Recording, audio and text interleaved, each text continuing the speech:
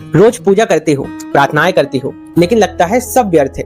भगवान मेरी मदद करने क्यों ही आएंगे? अब इंसान हो तो गुस्सा तो आएगा, और अगर प्रार्थनाएं सुनी नहीं जाएंगी तो किसी को भी गुस्सा आएगा। गुस्सा आना लाजमी है। अब एक कहानी सुनाता हूँ। प्रभु श्री राम वो भी एक मनुष्य थे, और जब माता सीता का अपहरण हुआ तो श्री राम जी को बहुत ज्यादा गुस्सा आया, क्योंकि प्रभु श्री राम जब देखते हैं कि माता सीता उनके पास नहीं है तो उन्होंने एक एक करके सबसे सवाल पूछना शुरू किया। प्रभु श्री राम अशोक वृक्ष से पूछते हैं कि तुम तो सबका शोक हर लेते हो, बताओ मेरी सीता कहाँ है? प्रभु श्री राम सूर्य से कहते हैं मेरी मदद करिए सीता को ढूंढने में। प्रभु श्री राम पवन से पूछते हैं मेरी सीता का हाल क्या है? और जब कहीं से कोई जवाब नहीं आता तो प्रभु श्री राम बहुत ज्यादा क्रोधित होते हैं, जैसे कि इस वक्त तुम हो रहे हो। तो प्रभु श्री राम अपना एक बाण निकालते हैं और कहते हैं कि बस अभी इसी वक्त पूरे संसार को, इस सृष्टि को, पूरे यूनिवर्स को फूंक डालूंगा। तभी अचानक लक्ष्मण जी उनके पास पहुंचते हैं और लक्ष्मण जी कहते हैं धीरज रखिए भैया। अब धीरज धरना क्यों जरूरी है? क्योंकि अगर हम शांत नहीं होते हैं, हमारा मन बेचैन होता है, तो इसमें हो सकता है कि हम गलत डिसीजन ले लें, जो अक्सर हम लेते हैं।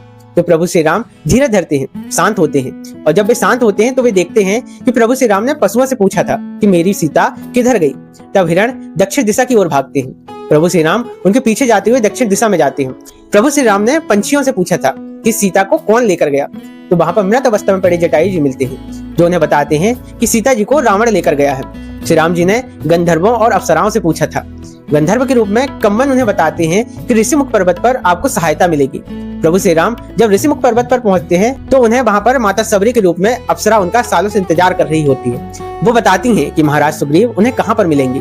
प्रभु श्री राम ने सूर्य से मदद मांगी थी, तो सूर्य पुत्र महाराज सुग्रीव उनकी मदद करते हैं। प्रभु श्री राम ने पवन से सहायता मांगी थी कि मेरी सीता का हाल बताइए। पवन पुत्र हनुमान सीता जी का हाल बताते हैं। और अंततः प्रभु श्री रामचंद्र जी ने अशोक वृक्ष से पूछा था कि तुम सबका शोक हरते हो, तो मुझे बताओ सीता कहाँ है? तो वहां पर सोने की लंका थी, लेकिन माता सीता अशोक वृक्ष के नीचे रहती थी।